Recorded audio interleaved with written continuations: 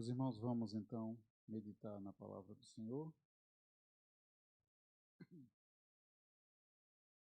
Eu convido para abrirmos em Tito, carta pastoral do apóstolo Paulo a Tito, capítulo 2.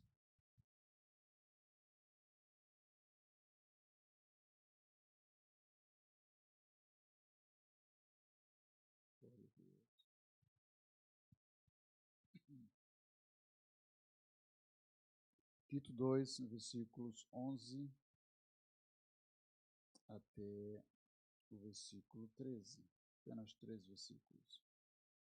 Porque a graça de Deus se é manifestado, trazendo salvação a todos os homens, ensinando-nos que, renunciando à impiedade e às concupiscências mundanas, vivamos neste presente século sóbria, justa e piamente, aguardando a bem-aventurada esperança e o aparecimento da glória do grande Deus e nosso Senhor Jesus Cristo. Amém? Temos aqui um texto bastante conhecido e eu gostava de meditar convosco sobre a graça de Deus. O que é graça? Qual o papel da graça, não é? O que a graça faz na vida da humanidade? Todos nós conceituamos e sempre dizemos que graça é favor imerecível. E é interessante que sempre que alguém fala sobre graça, menciona esta frase, porque esta frase realmente resume com muita precisão o que é a graça. É mesmo favor que ninguém merece este favor. Interessante que graça ela é inerente diretamente ao próprio Deus. Não se pode falar de graça sem falar de Deus. A graça ela não tem princípio na vida de nenhum ser humano. A graça é algo de Deus, exclusivo de Deus. É interessante que apenas o cristianismo contém a palavra graça. Os irmãos sabiam disto? Nenhuma outra religião ensina sobre a graça. Nenhuma outra fala sobre a graça. As religiões falam de misericórdia, até falam de salvação, né? Falam de amor, falam de paz, falam de Deus, mas não falam de graça. Só o Evangelho contém graça. Aleluia. Porque é exclusividade do nosso Deus. Quando Deus decidiu destruir a humanidade, acabar com a humanidade, com o dilúvio, a Bíblia diz lá em Gênesis que a terra estava corrompida, tão corrompida que Deus arrependeu-se, entre aspas, né, de ter feito o homem. E Deus disse: eu vou destruir essa gente toda. Mas a Bíblia diz que havia um homem piedoso chamado Noé, e diz que Noé achou graça diante de Deus. Então a graça de Deus já estava lá. Amém? A graça de Deus, ela coexiste com o próprio Deus. Digamos que ela só precisou ser utilizada. Deus só tirou esta utilidade da sua algibeira quando foi usar para com o homem. Depois da existência da humanidade, foi que Deus precisou tirar a sua graça e começar a utilizar para com a humanidade. E Deus utilizou sempre a sua graça quando Ele quis exercer misericórdia na vida de alguém. Mas nós lemos aqui sobre a manifestação da graça. Isto entende-se que esta graça que era utilizada pontualmente, aqui ou ali, ela de repente manifestou-se. De repente ela apareceu e foi apresentada de forma ampla. Amém? Diz que ela manifestou-se, trazendo salvação. Que coisa gloriosa. E esta salvação veio juntamente com o Salvador, não é? A promessa da salvação estava de pé, a promessa do Salvador estava de pé, mas Israel esperava o seu Redentor, o seu Salvador.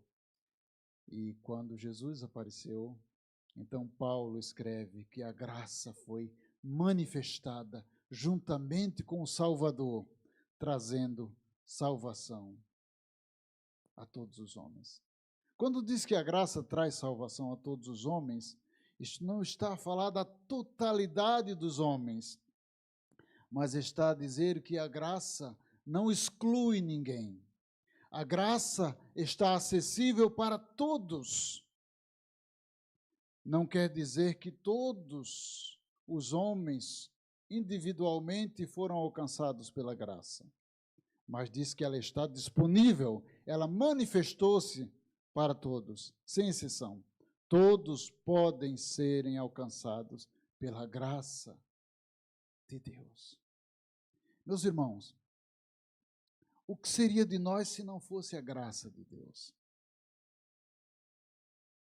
Às vezes nós pensamos que muitas das coisas que nós somos e que fazemos e que temos, há algum mérito nosso.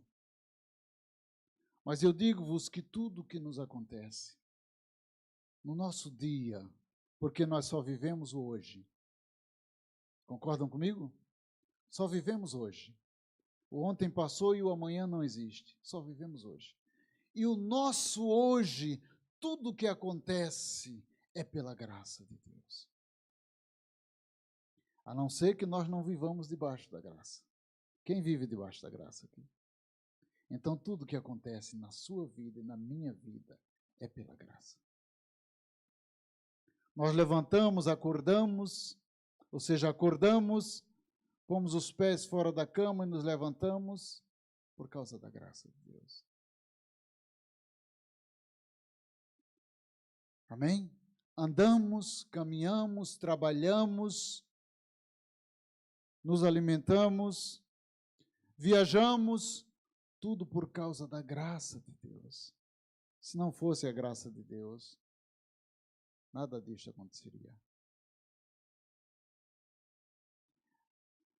Mas eu quero trazer esta leitura para mostrar que esta graça manifestou-se trazendo salvação, e esta salvação que a graça traz, ela deve ser vista pelo menos em 3 aspectos.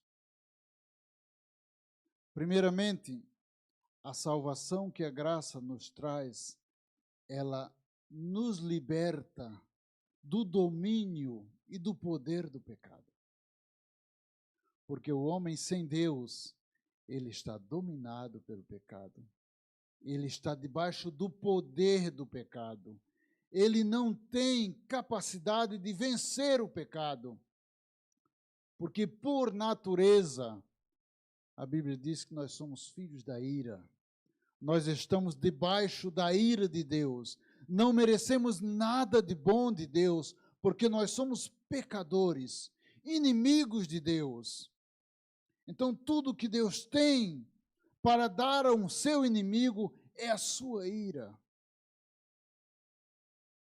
O homem sem Deus, sem a graça de Deus, ele está debaixo da ira de Deus. Ele está dominado pelo pecado. A sua inclinação é sempre pecado.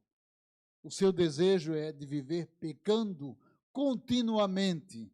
Mas quando a graça de Deus alcança o homem, ele é imediatamente salvo do domínio do pecado. Amém? O pecado deixa de dominar o homem. O homem deixa de ser servo, de ser escravo do pecado. Porque a graça de Deus trouxe salvação, trouxe libertação imediata do pecado. E Jesus, falando com Nicodemos, ele chamou isso de novo nascimento. Quando o homem recebe a Cristo, a graça lhe traz novo nascimento imediatamente, regeneração. Passa a ser nova criatura a partir deste momento, não é? Se alguém está em Cristo, nova criatura é. As coisas velhas já passaram, eis que tudo se fez novo. O primeiro aspecto da salvação que a graça traz é libertação imediata do domínio do pecado, da culpa do pecado também. Mas a graça também nos mostra um segundo aspecto desta salvação que ela nos traz. No versículo 12 diz que a graça ensina-nos, diz assim, ensinando-nos que, renunciando à impiedade e às concupiscências mundanas, vivamos neste presente século, sóbria, justa e piamente. Depois que a graça liberta o homem do poder do pecado, ela agora pega no homem, assenta na sua escola e começa a ensinar o homem um novo estilo de vida. Porque a vida velha passou, não é? O estilo de vida de quem recebe a Cristo a partir daquele momento tem que ser diferente. Mas a pessoa mesmo liberta do poder e do domínio do pecado, da presença do pecado dominando, ela ainda não sabe viver uma nova vida. Amém? Então a graça entra como professora. Ela vai ensinar que o homem agora deve deixar a velha vida. Amém? Ensinando-nos que, renunciando à impiedade, porque quem foi liberto do pecado, quem tem a graça agora na sua vida, já não pode viver a vida de impiedade. Tem que passar a ser uma pessoa piedosa, uma pessoa que teme a Deus, uma pessoa que vive conforme os renunciar à impiedade. Renunciar às concupiscências mundanas, não é? Tudo que é mal, tudo que leva o homem a uma vida de pecado, a uma vida de mundanismo, a graça diz, você agora vai renunciar a isto tudo. Então, isto significa que agora começa um processo de santificação. A nossa salvação também tem esta fase, a fase de santificação. A primeira é libertação, a segunda é santificação. A nossa salvação, ela é progressiva. Nós somos livres e salvos da condenação eterna, não é?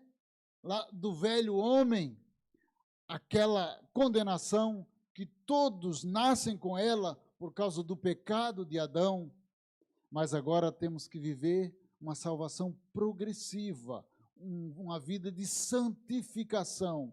Enquanto aqui vivermos, temos que viver uma vida de santificação. Aleluia! É a segunda etapa do processo da graça na nossa vida. Renunciar à impiedade, às concupiscências mundanas E tendo renunciado, tendo nos livrado deste velho homem, agora devemos viver. Vivamos neste presente século, sóbria, justa e piamente. Amém? Devemos viver uma vida sóbria, uma vida orientada, uma vida organizada, uma vida dirigida pelo Senhor, pelo Espírito Santo do Senhor, uma vida regrada pela palavra de Deus. Amém? Depois de termos sido alcançados pela graça do Senhor, que lá em Efésios 2, versículos 8 e 9, diz que nós somos salvos pela graça, através da fé. Isto não vem de vós, é dom de Deus, não das obras para que ninguém se glorie. Então, esta salvação não depende de nós, depende de Deus. Não é? A graça tem o seu agente para que a salvação aconteça. Este agente é a fé. Mas nós não temos capacidade em nós mesmos de gerarmos esta fé sozinhos. Amém? Romanos capítulo 10 diz que a fé é gerada pela palavra, pelo ouvir. A fé é pelo ouvir, e o ouvir a palavra de Deus. Então, a nossa função, depois de sermos alcançados pela graça, é pregarmos a palavra, para que alguém ouça e esta palavra produza, através da ação do Espírito Santo, produza fé no coração do pecador, para que a graça possa alcançar esse pecador. Amém? Glórias ao nome de Jesus. Agora vivemos no processo de santificação.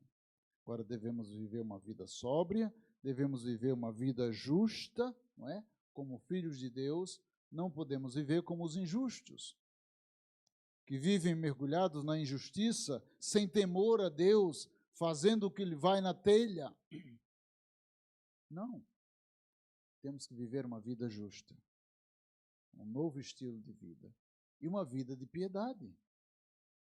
Amém? Devemos ser pessoas piedosas, pessoas que amam o seu próximo. Não só o próximo, Jesus ensinou que nós devemos amar também até os nossos inimigos, não é? Então devemos viver uma vida de piedade, conforme nos ensina a palavra de Deus. E assim é o processo de santificação para nós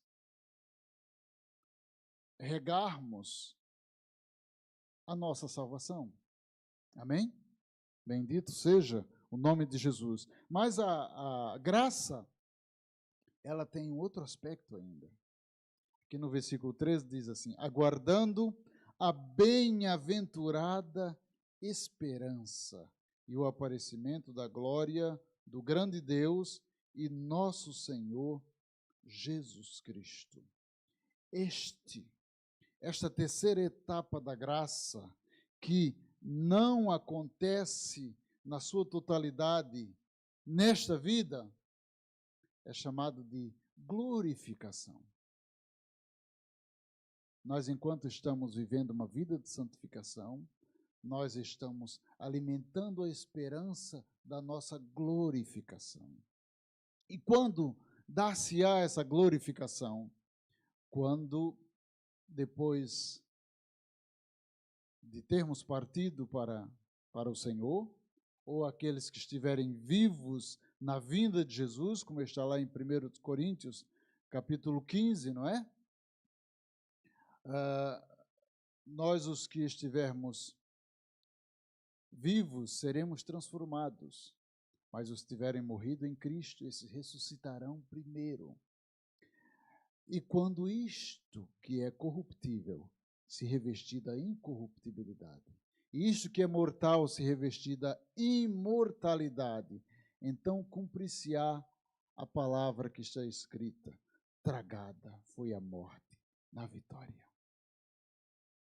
Em João capítulo 6, Jesus mencionou, dizendo que todo aquele que vem a Ele é dado pelo Pai, é enviado pelo Pai, é o Pai que dá ao Filho. E ele disse: aquele que vier a mim, de maneira nenhuma o lançarei fora.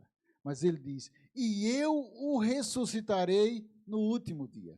Várias vezes repete este final do versículo no capítulo 6 de João, Jesus dizendo: e eu o ressuscitarei no último dia. Isto é glorificação.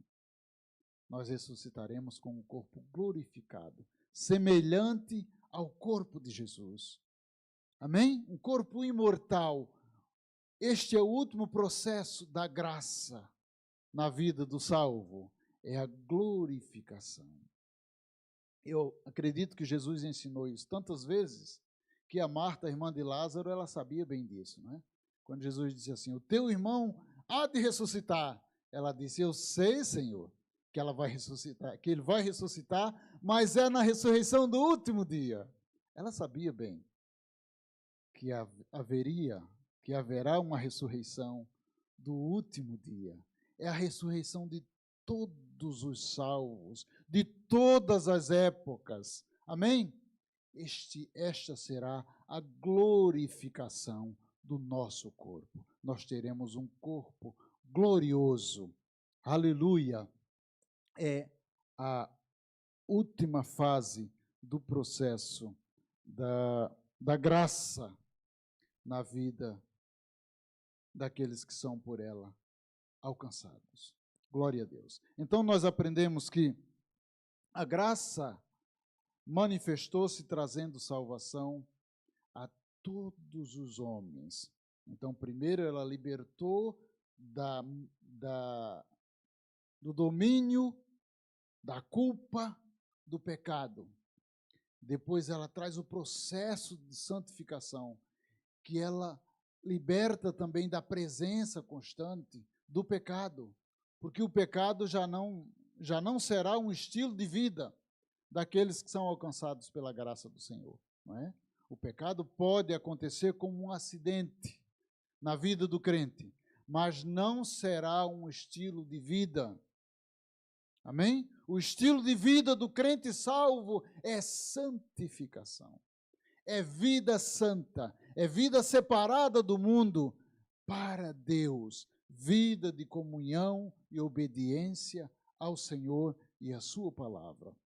Mas alimentando a esperança e a certeza, a convicção de que a conclusão deste processo da graça será a nossa glorificação. Amém? Que o Senhor nos abençoe, que nós continuemos nesta viva esperança, nesta gratidão ao Senhor por termos sido escolhidos por Ele. Jesus disse: não foram vocês que me escolheram, mas fui eu que vos escolhi a vós. Não temos a capacidade em nós mesmos de escolher a salvação. É o Senhor que nos elege. Nós fomos eleitos nele antes da fundação do mundo. Aleluia. Amém? Vamos cantar um corozinho que vocês conhecem muito bem, sobre a graça do Senhor. Acho que é o mais belo hino que existe sobre o assunto da graça. Oh, graça admirável sem igual, oh, graça de Deus sem par, um pecador como eu, perdido, mortal, mas Deus me quis salvar. No céu com Jesus irei gozar das bênçãos que Ele tem para mim. 1000 anos só será o principiar do dia que não tem fim. Aleluia. Isto é o que a graça vai nos proporcionar. Amém? Que Deus abençoe.